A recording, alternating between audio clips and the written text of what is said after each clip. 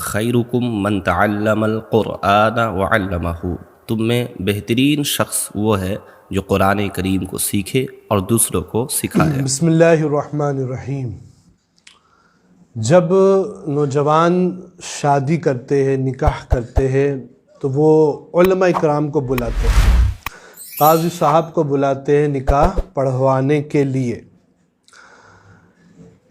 لیکن جب شادی ہو جاتی ہے، چند ماہ چند سال گزر جاتے ہیں اور دلہا دلہن میں نہ اتفاقیاں ہوتی ہیں، لڑائی جھگڑے ہوتے ہیں، زندگی گزارنا آسان نہیں ہوتا ہے، اور طلاق کا ڈیسیزن بعض نوجوان لیتے ہیں تو وہ اس وقت علماء اکرام کو یاد نہیں کرتے ہیں اور وہ خود سے ڈیسیزن لیتے ہیں۔ اور خود سے ڈیسیزن لینے میں 90% 95% نوجوان ہمیشہ غلطی کرتے ہیں۔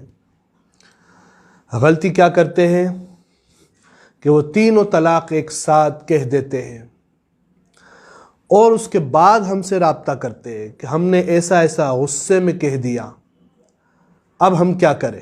ہم اسی عورت کے ساتھ رہنا چاہتے ہیں، ہم نے تو غصے میں کہہ دیا تھا۔ تو یاد رکھیں، چاہے غصے میں کہے، پیار محبت میں کہے، پیار محبت میں کوئی کسی کو طلاق نہیں دیتا ہے، غصے ہی میں دی جاتی ہے طلاق۔ تو غصے میں طلاق اگر آپ نے دے دی اور 3 طلاقیں دے دی تو وہ عورت آپ پر حرام ہو گئی، وہ آپ کے نکاح سے نکل گئی۔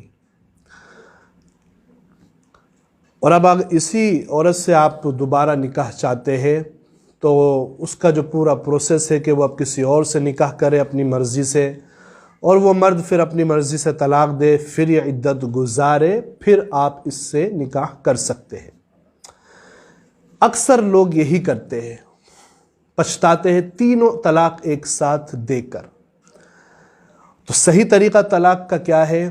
بیسٹ وے یہ ہے کہ آپ علماء اکرام سے رابطہ کریں سب سے پہلے، اور اپنے امور بتائے کہ اس طرح کے معاملات چل رہے ہیں، زندگی آسان نہیں ہے، لہٰذا ہم چھٹکارا چاہتے ہیں۔ تو وہ آپ کو بہترین طریقہ بتائیں گے جو شریعت مطہرہ نے ہمیں بتایا ہے، اور وہ کیا ہے کہ آپ اپنی زوجہ کو، بیوی کو، ان کی پاکی کے دنوں میں ایک طلاق دے دیں۔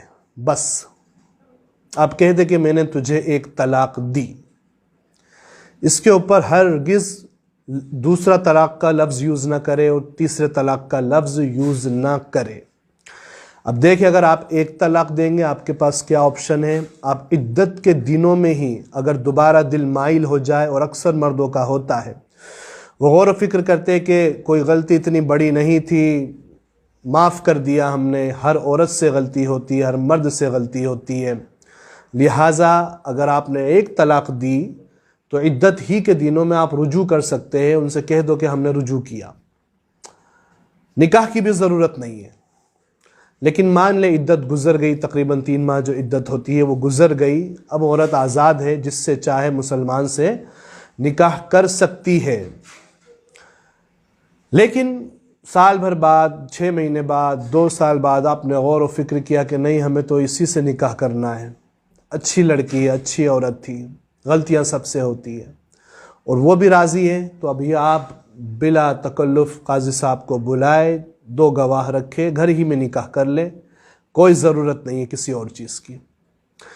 اسی طرح دوسرے طلاق میں بھی یہی آپشن ہے گا۔ اگر آپ نے صرف ایک طلاق دی تو یہ آپشن ہے، دوبارہ نکاح ہو سکتا ہے، 2 طلاق میں بھی دوبارہ نکاح ہو سکتا ہے۔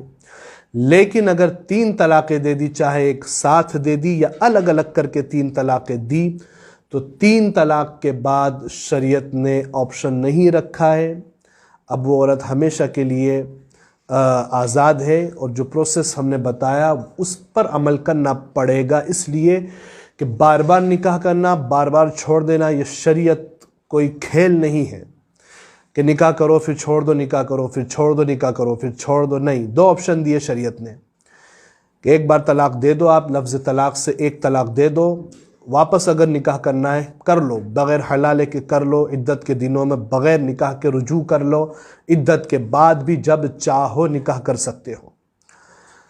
دوسرے طلاق میں بھی یہی آپشن شریعت نے دے دیا آپ کو کہ عدت کے دنوں میں رجوع کرنا ہے کر لو، پچھتاوا ہو رہا ہے تو۔